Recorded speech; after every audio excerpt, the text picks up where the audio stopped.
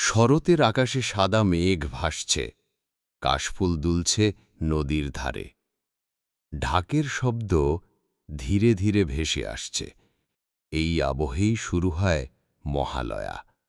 আর মহালয়া মানেই মা দুর্গার আগমনী।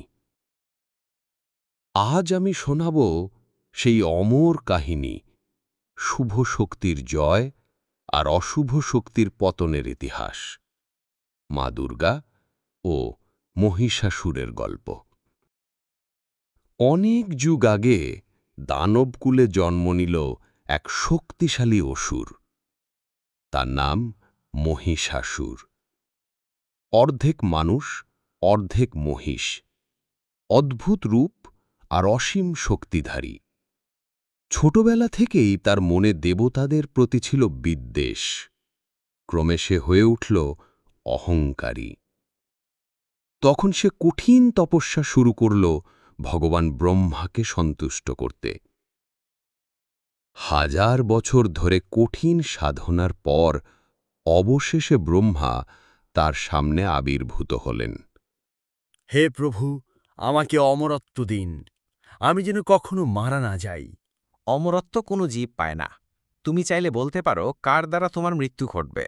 তাহলে আমার মৃত্যু শুধু নারীর হাতে ঘটুক, কারণ নারী দুর্বল, তারা আমাকে কোনো দিন হারাতে পারবে না।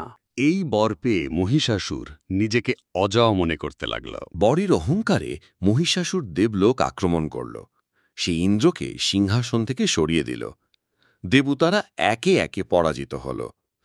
3 লোকে ছড়িয়ে পড়ল আতঙ্ক আর অন্ধকার। মানুষ কেঁপে উঠল। দেবতারা পালিয়ে গেলেন। এখন থেকে আমি 3 লোকের অধিপতি। আমার সামনে দেবতারা মাথা নত করবে। অসহায় দেবতারা একত্র হলেন। ব্রহ্মা, বিষ্ণু, মহাদেব সবাই শক্তি একত্র করলেন। সেই সম্মিলিত শক্তি থেকে জন্ম নিলেন এক অপরূপা দেবী, সিংহবাহিনী, দশভুজা, অদিতিয়া, মা দুর্গা। মা, নাও আমার ত্রিশূল। তোমার চক্র তোমার হাতে সমর্পিত। এই বজ্র দিয়ে তুমি অশুভকে ধ্বংস করো। সব দেবতার শক্তি ধারণ করে দেবী প্রস্তুত হলেন মহাযুদ্ধের জন্য। শুরু হল মহাযুদ্ধ। 9 রাত ধরে চলল ভয়ঙ্কর সংঘর্ষ। মহিষাসুর কখনো মানুষ, কখনো হাতি, কখনো সিংহ, নানা রূপে রূপান্তরিত হয়ে দেবীর উপর আক্রমণ করল। কিন্তু দেবী তার প্রতিটি অস্ত্র দিয়ে তাকে প্রতিহত করলেন। আমি অজয়। দেবী, তোমার শক্তি দিয়ে আমায় দমন করা যাবে না। অসুর, অহংকারের অবসান আজই হবে।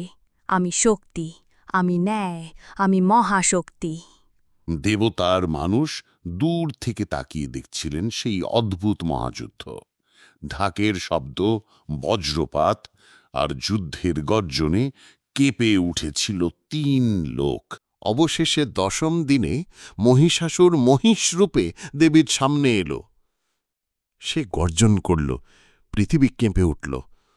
দেবী তখন সিংহের পিঠে আরোহী, হাতে ত্রিশূল, চোখে জ্বলন্ত দীপ্তি। অসুর, অন্যায় আর অত্যাচারের আজ ইতি ঘটবে। এক মুহূর্তেই দেবী তার ত্রিশূল মহিষাসুরের বুকে প্রবেশ করালেন। মহিষাসুর চিৎকার করে লুটিয়ে পড়ল মাটিতে। শেষ হল অশুভ শক্তি রাজত্ব। এই বিজয়ের দিনকেই আমরা বলি বিজয়া দশমী। আর সেই কারণে দুর্গা পূজা শুধু উৎসব নয়, এটা শুভ শক্তির জয় আর অশুভ শক্তির পরাজয়ের প্রতীক। আজও মহালয়া এলে বাঙালির হৃদয় ভরে ওঠে আনন্দে।